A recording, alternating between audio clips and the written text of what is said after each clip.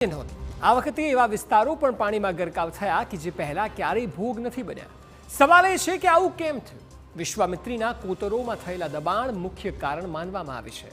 આ દબાણો નહીં હટાવાય તો વડોદરામાં હોનારત વધતી રહેશે. આ વાત તંત્ર પણ જાણે છે અને હવે કામગીરીની વાતો કરી રહ્યું છે.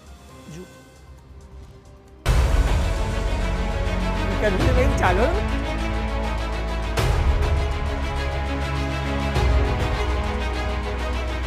વડોદરામાં પૂરની તારાજી બાદ શું?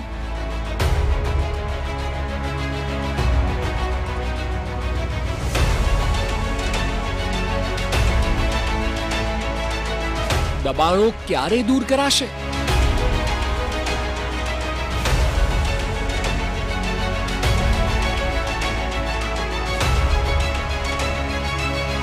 સરકાર ક્યારે કરશે વિચાર?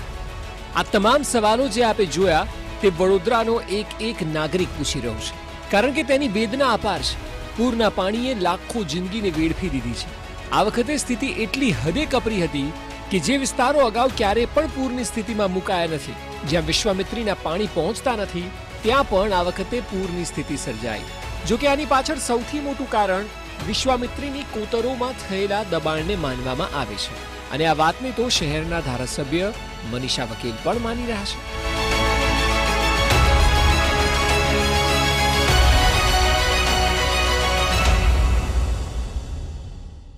જ્યારે આ પ્રોજેક્ટ લઈશું એટલે દબાણો દૂર કરવાના જ રહેશે. જેટલું ગ્રીન બેલ્ટ આજુબાજુ જાહેર કરવામાં આવ્યું હોય નદીની આજુબાજુ, અને જો એમાં પણ જો બાંધકામ થઈ ગયું હોય તો એ કાઢવું ખૂબ જરૂરી હશે. સાથે કાંસની ઉપર પણ જો દબાણ થયું હોય, ક્યાં કાંસ સાંકડી થઈ હોય કે નાની થઈ હોય તો એના પણ ધ્યાનમાં રહીને આઈડેન્ટિફાઈ કરીને એને પણ પોડી કરવામાં આવે, જેથી કરીને જે સોસાયટીના પાણી અલ્ટિમેટલી કાંસમાં જ જતા હોય છે, એ નાની કાંસ પછી એ વિશ્વામિત્રીમાં જતું હોય છે, તો એ કાંસને પણ થોડુંક બ્રોડ કરવામાં આવે તો એટલું પાણી રેસિડેન્સ એરિયાનું ત્યાં સમય જતું હોય છે. વિશ્વામિત્રીના કોતરોમાં થયેલા દબાણોમાંથી સૌથી વધુ ચર્ચા અગોરા પ્રોજેક્ટની છે, કે જેને લઈને હાઈકોર્ટમાં કેસ પણ ચાલી રહ્યો છે. જો કે હવે શહેર ભાજપનું માનવું છે કે સર્વે થઈ રહ્યો છે અને આગામી સમયમાં કોઈ પણ સ્થિતિમાં દબાણો દૂર થવા જ જોઈએ. સિકોમ કરીને કંપની છેલ્લા 1.5 વર્ષથી એના સંદર્ભનો આખો રિપોર્ટ કરવા માટે સર્વે કરી રહી છે. 10-15 દિવસમાં એમનો જે રિપોર્ટ છે તે રિપોર્ટ તૈયાર થઈને મહાનગરપાલિકાને આપવાના છે. જે કોઈ પણ જગ્યા પર દબાણ થયેલા છે એ દબાણો 100% ગેરકાયદેસર દબાણો તોડવા માટે રાજ્યના માનનીય મુખ્યમંત્રી શ્રી ભૂપેન્દ્રભાઈ પટેલ સાહેબ, વડોદરાના અમારા પ્રભારી મંત્રી શ્રી હર્ષભાઈ સંઘવી સાહેબ બંને કટિબદ્ધ છે. વડોદરા શહેરની આખી ટીમ એવું સ્પષ્ટતાથી માને છે કે જો દબાણો એ આ પૂરનું કોઈ એક નાનું પણ કારણ હોય તો એ દબાણો 100% દૂર થવા જોઈએ. પૂરનું એકમાત્ર કારણ દબાણ નથી, ઘણા બધા કારણો છે, પરંતુ એમાંનું એકમાત્ર કારણ પણ જો આ દબાણો હોય તો દબાણો દૂર થવા જોઈએ.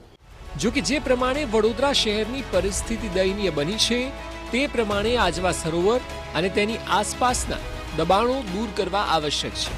જો કે વિપક્ષનો દાવો છે કે તંત્ર માત્ર મોટી વાત કરે છે, પરંતુ દબાણ દૂર કરવાની તેમની નીતિ જ નથી.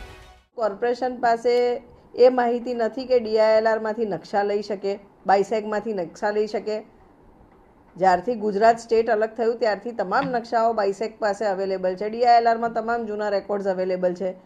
નદી તો કોઈની માલિકીની કોઈ દિવસ થઈ નથી શકવાની, તો નદીનો પટ તો બહુ ક્લિયર છે, એની કોતરો બી ક્લિયર છે, વડોદરાના તલાવો હતા એ બી જૂના નકશામાં મળશે. તો આમાં ક્યાં નવા સર્વેની જરૂર છે? ફક્ત ડિપાર્ટમેન્ટ્સ પાસેથી તમને નકશા લઈને એને જમીન પર એસ્ટાબ્લિશ કરવાના છે અને ડિમોલિશન્સ કરવાના છે. જો કે રાજકારણ તો અલગ જગ્યાએ છે, પરંતુ પર્યાવરણવિદનું માનવું છે કે વિશ્વામિત્રીને પોતાના મૂળ સ્વરૂપમાં લાવવામાં આવે તો શહેરમાં આવતા પૂરની પરિસ્થિતિમાંથી રાહત મળી શકે તેમ છે.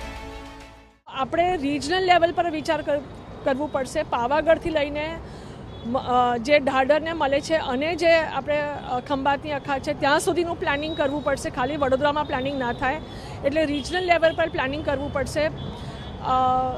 જે ઉપરના જે વિસ્તારો છે હાલોલ, પાવાગઢના, ત્યાં આગળ વધારે ઇન્ડસ્ટ્રીઝ ના આવે અને ડિફોરેસ્ટેશન અને જેનું ઓરિજિનલ ટોપોગ્રાફી છે એને પ્રોટેક્ટ કરવું પડશે જો આપણે બચવું હોય તો. જો કે પર્યાવરણવિદે કરેલી વાત હોય કે પછી રાજકીય રીતે આરોપ પ્રત્યારોપનો દોર હોય, આ તમામની વચ્ચે મૂળભૂત સવાલ એ છે કે દબાણો ક્યારે દૂર થશે? શું વાયદાઓનું પાલન થશે કે પછી જૈસે थे જ રહેશે? આ તમામ સવાલોના જવાબ મળવા અત્યંત જરૂરી બની ગયા છે. શહેરની વિશ્વામિત્રી નદી જે સર્પાકારમાં પસાર થતી હતી તેની કોતરોમાં દબાણો કરી અને નદીનું જે મૂળ સ્વરૂપ છે તેને બદલી દેવામાં આવ્યું છે. તેને લઈને પર્યાવરણના જે એક્સપર્ટ છે તેઓ આક્ષેપ કરી રહ્યા છે. બીજી તરફ તેઓ જણાવી રહ્યા છે કે જે પ્રકારે વડોદરા શહેરમાં હવે ક્લાઇમેટની અસરથી જે અનસર્ટેન વરસાદ પડી રહ્યો છે, વરસાદની માત્રા નક્કી નથી હોતી, તેવા સમયમાં જે વિશ્વામિત્રીની કોતરોમાં અને વિશ્વામિત્રીની નજીક જે દબાણો કર્યા છે તે દબાણો દૂર થવા જોઈએ. હાલ શહેરના ચેતક બ્રિજ પર હાજર છે, જ્યાં આગળ આવેલી જે વિશ્વામિત્રી નદી છે તેની આસપાસ જે પ્રકારે પાળો બાંધી દેવામાં આવ્યો છે, જેને લઈને વિશ્વામિત્રીનું વહેણ અટકી શકે છે. બીજી તરફ જે પ્રકારે સુરક્ષા દિવાલ તૈયાર કરવામાં આવી છે, આ દિવાલની પાછળ ભાજપના જ એક નેતાનું મકાન છે. જે પ્રકારે વિગતો મળી હતી તે પ્રકારે આજે બેસવાની જગ્યા છે ત્યાં આગળ ભાજપના નેતાઓ દ્વારા જ બેસવામાં આવતું હતું, તેમના માટે જ આ પ્રકારની વ્યવસ્થા ઊભી કરાઈ હતી. મહત્વની વાત એ છે કે વડોદરા શહેરમાં વિશ્વામિત્રીના જે પાણી ફરી વળ્યા તેને લઈને શહેરના નગરજનોનું જનજીવન અસ્તવ્યસ્ત થઈ ગયું. આ પ્રકારની પરિસ્થિતિ ફરી ઉત્પન્ન ના થાય તેના માટે હવે વિશ્વામિત્રી પ્રોજેક્ટ્સને આગળ લાવે છે, પરંતુ જે દબાણો થયેલા છે, ઘણા સમયથી દબાણો છે, આ દબાણો ક્યારે દૂર કરવામાં આવે છે, વિશ્વામિત્રીને તેનું મૂળ સ્વરૂપ ક્યારે મળે છે તે જોવું પણ તેટલું જ મહત્વનું છે.